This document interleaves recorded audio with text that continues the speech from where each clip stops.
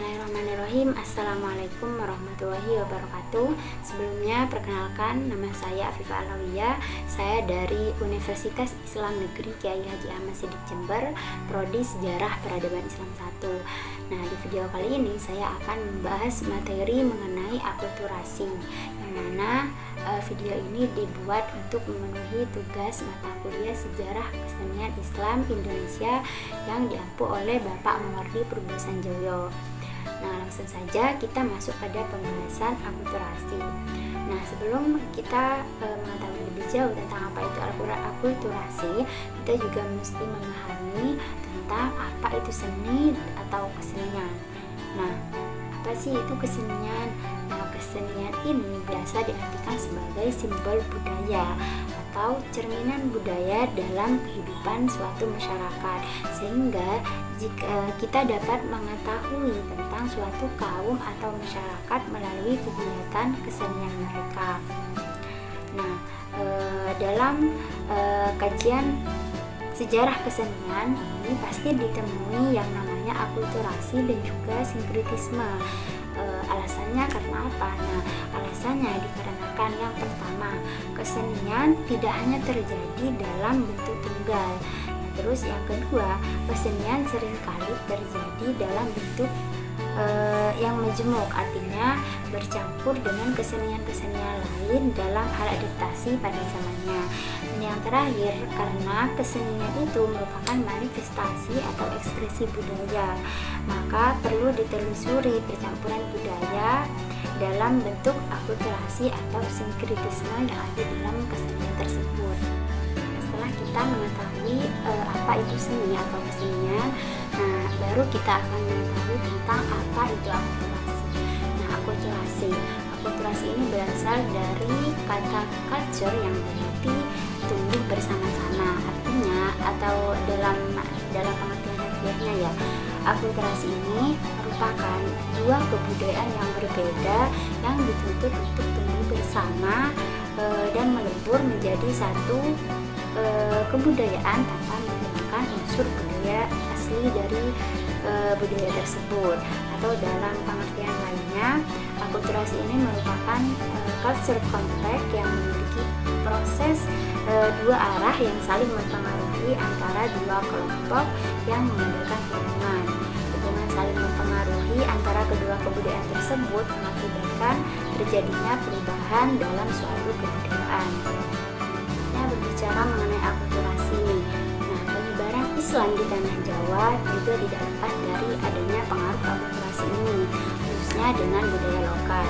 Akulturasi ini yang sudah dijelaskan sebelumnya merupakan manifestasi dari pengaruh peradaban dan budaya yang begitu mendominan masyarakat Jawa pada saat itu.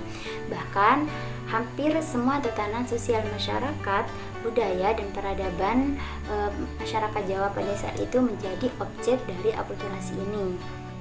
Masa kental akulturasi ini dapat dilihat dari berbagai saksi sejarah penyebaran Islam di tanah Jawa. Salah satu objek sejarah yang bisa kita lihat adalah bangunan Masjid Agung Demak yang ada di Jawa Tengah. Nah, Masjid Agung Demak sebagai bentuk peninggalan bangunan bersejarah pada masa kerajaan Islam Demak pada saat itu masih berdiri kokoh pada sampai saat ini, yang mana lokasinya terletak di Jalan Sultan Patah, Kecamatan Demak, Kabupaten Demak di Jawa Tengah. Nah, masjid ini memiliki ciri arsitektur yang khas sebagai pengaruh dari adanya akulturasi ini, menjadikan masjid di atas lahan yang seluas 11.220 meter persegi ini memiliki perbedaan mencolok dengan masjid umat muslim pada umumnya. Nah, sebagai salah satu bangunan masjid tertua, Masjid Agung Demak dibangun dengan gaya khas Majapahit dan membawa pada nuansa kebudayaan di Bali. Nah, gaya ini berpadu dengan langgam rumah tradisional yang ada di Jawa Tengah itu sendiri. Persiduan arsitektur Masjid Demak dengan bangunan Majapahit ini dapat dilihat dari bentuk atapnya. Namun, ubah melengkung yang identik dengan ciri khas masjid umat muslim pada umumnya malah tidak terlihat. Sebaliknya, yang terlihat justru adaptasi dari peribadatan agama Hindu. Nah, bentuk ini diyakini sebagai adanya corak akulturasi dan toleransi masjid sebagai sarana penyebaran agama Islam di tengah masyarakat Hindu yang mendominasi pada saat itu. Nah, kecuali mustoko yang berhias asma Allah dan menara masjid di Masjid Demak ini yang sudah mengadopsi gaya menara Masjid Melayu. Nah, keunikan akulturasi semacam ini setidaknya juga berakar pada Masjid Menara di Kudus, Kabupaten Kudus, yang terletak 35 km sebelah timur kota Demak. Nah, hal ini menunjukkan bahwa para ulama penyebar tauhid di tanah Jawa memiliki kemampuan untuk mengharmonisasi kehidupan sosial di tengah masyarakat Hindu yang mendominasi pada masa itu.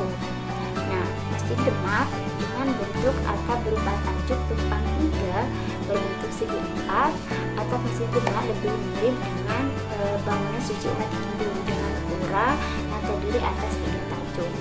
Nah, bagian tajuk paling bawah menaungi ruangan ibadah.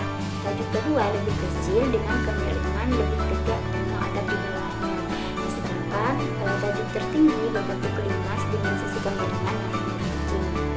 Nah, sejumlah pakar arkeologi menyebutkan bahwa bentuk bangunan seperti ini dipercaya juga menjadi ciri bangunan dari pusat kerajaan Majapahit yang ada di Trawulan, Mojokerto. Namun, penampilan atap masjid berupa tajuk ini juga dipercaya sebagai simbol akidah Islamiyah yang berarti Islam, iman, dan ihsan. Demikian penjelasan dari saya mengenai apa itu akulturasi dan bangunan bersejarah yang merupakan bentuk atau corak dari adanya akulturasi, yakni Masjid Agung Demak sebagai contoh akulturasi budaya antara budaya Islam dan budaya pra-Islam. Nah, sekian, terima kasih, kurang lebihnya mohon maaf, semoga bermanfaat. Wassalamualaikum warahmatullahi wabarakatuh.